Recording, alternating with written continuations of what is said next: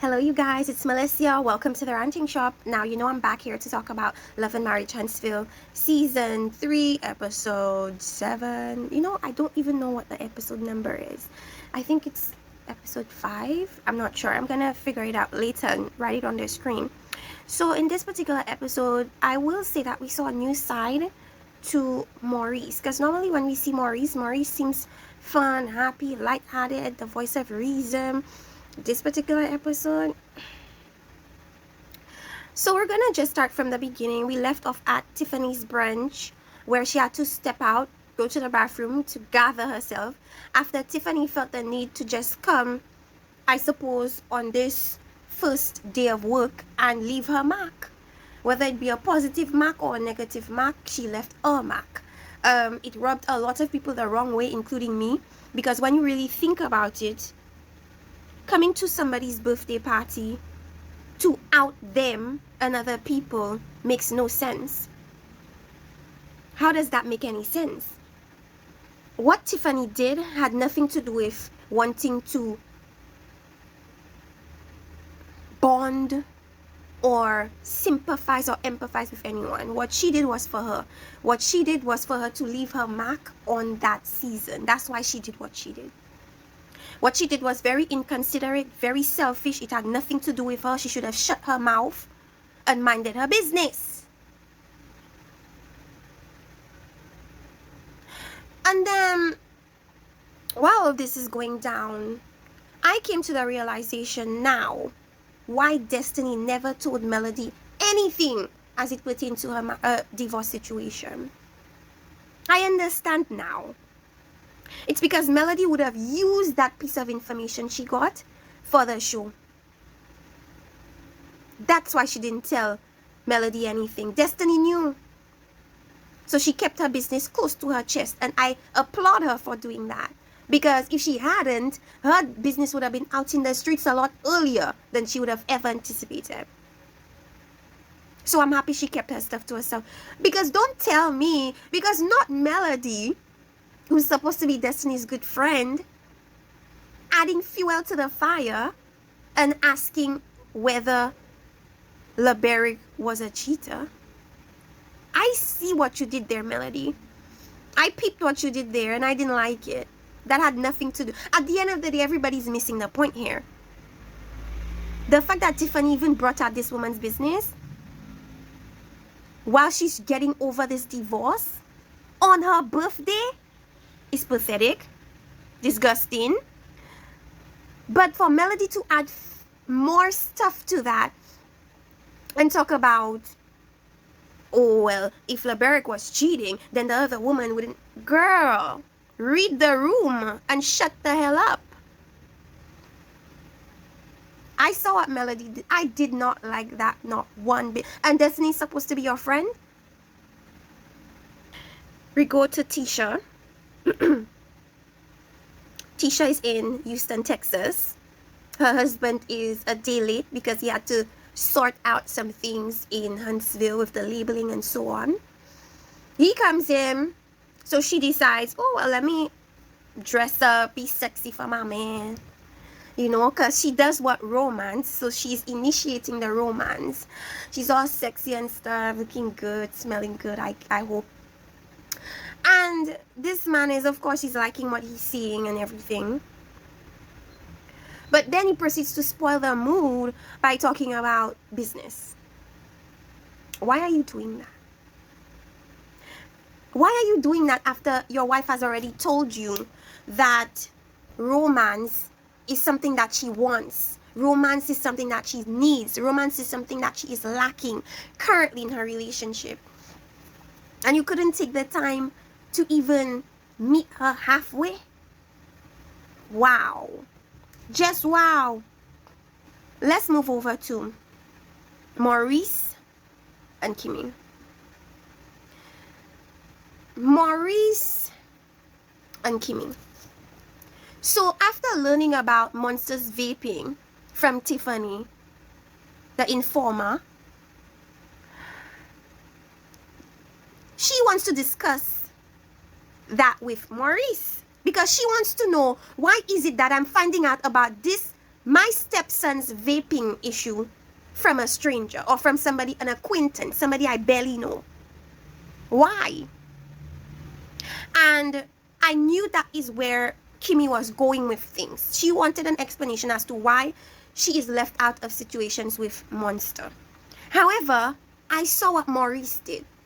Maurice flipped it and made it about Tiffany and Monster's image. He says that, well, if Tiffany wants to throw dirt on people's children's name, I don't like her. She's not somebody I'm gonna be friends with. Cool, I think we all agree with that.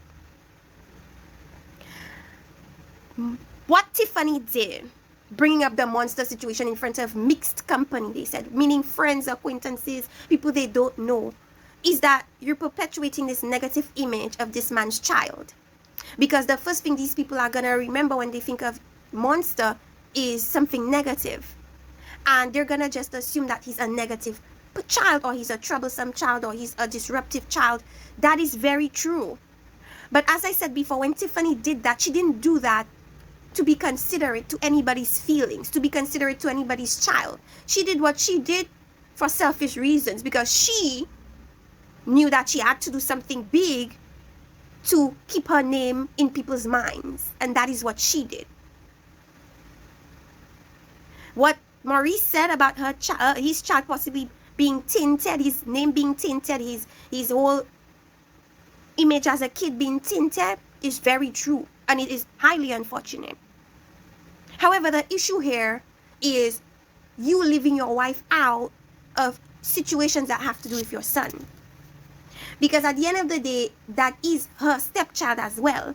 And he is living with you and your wife. This, the way things are going, that's not going to end well. Because what it seems like is as if you do not, as Kimmi rightfully said, it seems like you don't value her opinion on things to do with your son. According to you, it's not that you don't value it, it's that you don't feel like you have to implement it when right there and then, or you don't feel like you have to consider it because you want to raise your son how you want to raise your son.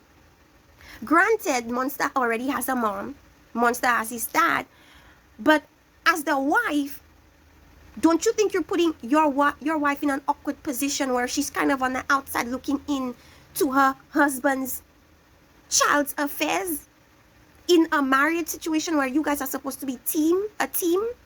That's weird to me. The dynamic is off to me. And people are now coming to the conclusion that Maurice is just like his brother Marceau. Like, come on, you guys. Let's stop being this slow. Let's stop being this slow. Maurice has always dropped little tidbits that make people come to the, or make you come to the conclusion that he's just like his brother. It's just like this particular episode. I guess it's more clear. It's more apparent. But he's always been that way.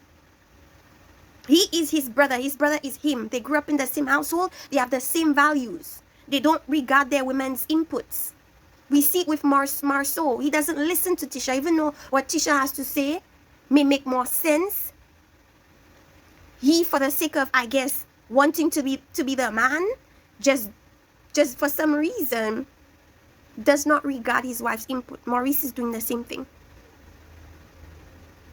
Kimmi was like, you see him being devious now. Now is the time to spend more time with him. And then we go off into the issue of work-life balance. It's unbalanced. And Kimmi has said that from the beginning, it's always been unbalanced. Maurice has always been a business person, business-minded, a go-getter, not so much on the family front. And Kimmi has learned to just adjust herself to that dynamic. And Maurice was coming across extra snippy in this particular episode. Just very stubborn, very condescending, short-tempered, no patience, doesn't even want to entertain the thought of anything his wife has to say. And that is very unfortunate. I don't know how Kimmi does it. I see how she does it. But I just don't know why she'd put up with it. That's really what I'm trying to say. Because Kimmi is actually a very good communicator. She listens. She lowers her voice, even though she's clearly irritated. She is even-tempered. She is Her voice is just even, just very low, very even.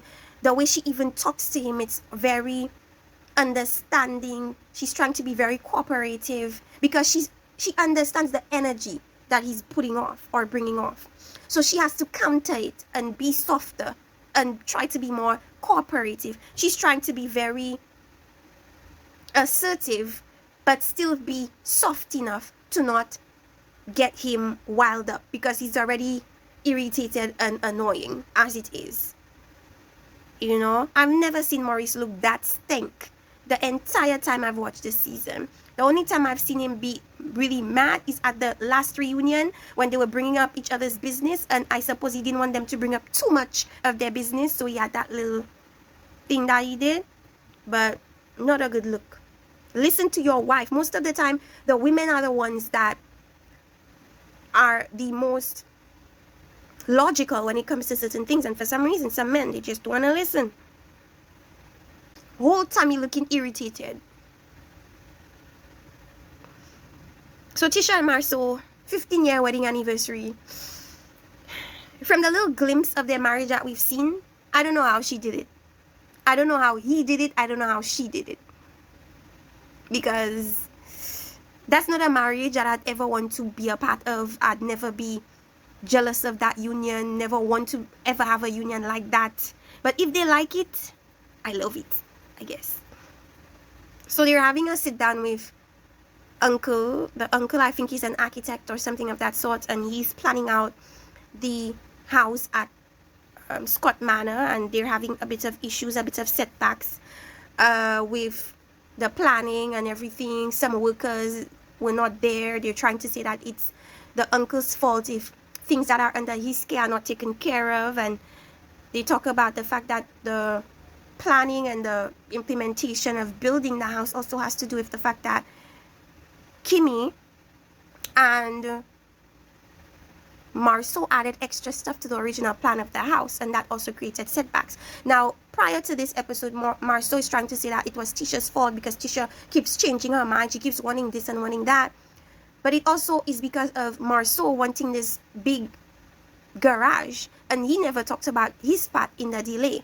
And that's the thing with these men. Like, everything is the women's fault. They don't take accountability for anything. But anyways, there's that. Jalen just closed on a property. Now, I don't know if it's a property that he's planning to flip and sell, to renovate and sell, or if it's a property he's planning to live in. Either way, him and his mom are assessing cost and seeing what they have to fix and redo and everything like that. And while they're doing that, they discuss his job as general manager at Black, and he's echoing his thoughts to his mom that he just doesn't feel like he's getting the support that he needs as far as running the property or the business of Marceau and Letitia. And even prior to him even taking up the position, he agreed to having a general assistant right there next to him to guide him.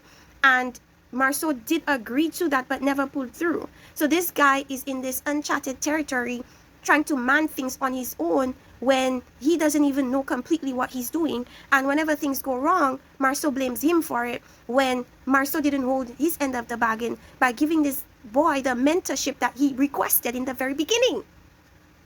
And Kimmi is feeling like they set her son up for failure, and they really did. They really did. And as I said before, Tisha requested that, and she did have some reservations about him, Jalen, taking up a position that he had no experience in, and she was the one who brought up the fact that maybe it would be a good idea for there to be a general manager that Jalen could learn under. And she told that to her husband. She was like, that would be a good idea. But what did he do? He didn't listen and decided to do things the way he wanted to do it. So my thing is, then how dare you complain when you set up something very faulty from the very beginning? That's all on you. That's not really to do with Jalen. Jalen is not the owner. Jalen already told you about his worries and the shortcomings shortcomings, but you decided to ignore it for whatever reason. Maybe it's because of cost. Maybe you were thinking if you were to hire a real general manager, you would have to pay him more, and you didn't want to come out of pocket. You didn't want to pay a certain amount. So you decided to take the shortcut and hire a family member who you knew was incompetent. And now, because you took that executive decision to cut costs, you want to complain. No, it can't go like that.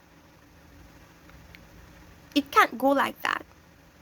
And Jalen is saying, Tisha is calling him saying one thing, then Marceau is calling him saying, no, do this other thing. So this married couple has gone into this joint venture and they're not even on the same page.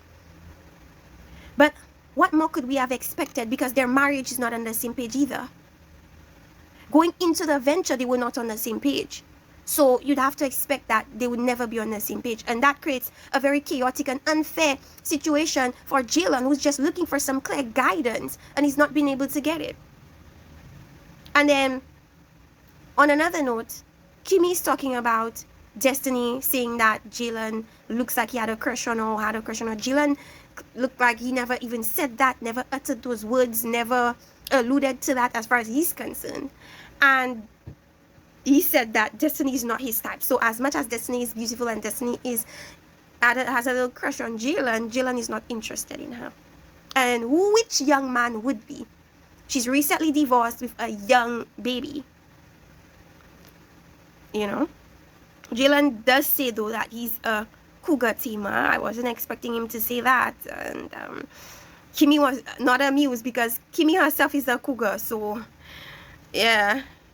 So we have Tisha and Marceau. They're off in Houston premiering. They've gone to several businesses offering partnerships to, you know, sell their product in their establishment and create ambassadorships and so on and so forth. And this particular day, they're doing the premiere for their business, their little bottle called the chocolate bottle, black chocolate in the bottle. I don't know if that's the name of the bottle, the champagne. If it is, it's too long. Black chocolate in a bottle, it's a bit much, but I get the point. We see Tommy and the cast of Love and Marriage, the cast of Ready to Love, and I already told you guys that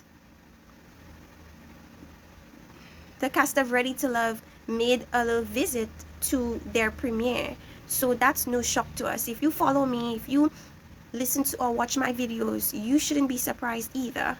Everybody was there. I told you guys. Chrysanthemum was there, Stacy was there. We saw Stacy talk briefly to Marceau. Chris was there. We saw Kyra there, and Kyra already cleared up, and I cleared up. Even before she cleared it up, I cleared it up, because it's just very obvious to me that it wasn't that big of a deal as they were making it out to seem. Marriage and Love Huntsville. The new season kicked off Saturday on the OWN network. If you haven't checked it out, I definitely recommend that you do so. And with there being a new season means that there is also a super trailer, and apparently you see my face on the super trailer. So what's going on? Why am I there? Is she on Marriage and Love Huntsville? Is she messing with a married man? Let's get into it.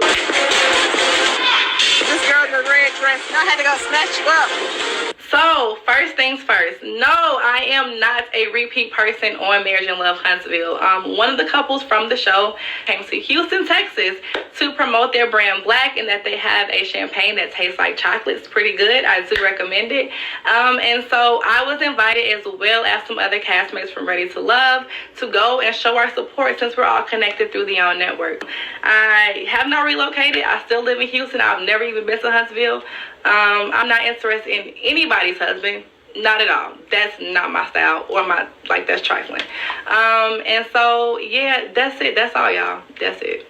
If you even watch the clip, you don't even know what you're watching. They chopped up the stuff so much, you never even see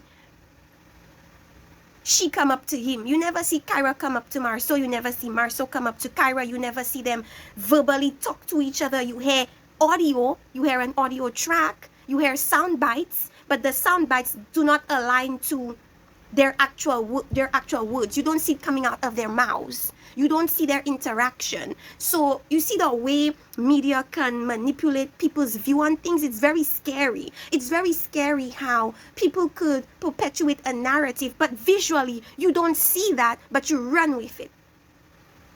That's scary, and people should really check themselves. When you see that the people, the media, are trying to perpetuate a certain story, look for yourselves. Is that what you saw?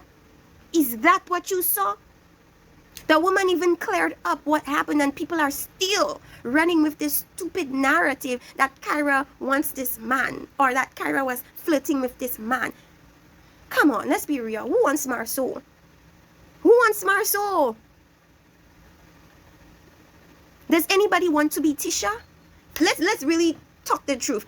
Does anyone really want to be in Tisha's position? Let's be serious. Let's be serious. Which woman wants to ever be in Tisha's position? Her husband doesn't listen to her. Her husband talks to her like she's dumb. Her husband treats her like she's stupid. Her husband doesn't even show interest in her. Who wants that? As I said, they chopped and screwed this so much to perpetuate this nonsense. Yes, Tisha was overreacting because I saw this man hug a lot of women. Why is it that you have a problem with it when it's Kyra? It was not a problem when he was hugging other women, but because it's Kyra, you have a problem with it. That makes no sense to me. What it really was is Tisha projecting her own insecurities that she has had within her marriage onto an innocent person that had nothing to do with it. That is extremely sad and unfortunate. And has nothing to do with Kyra and everything to do with your husband that nobody wants but you.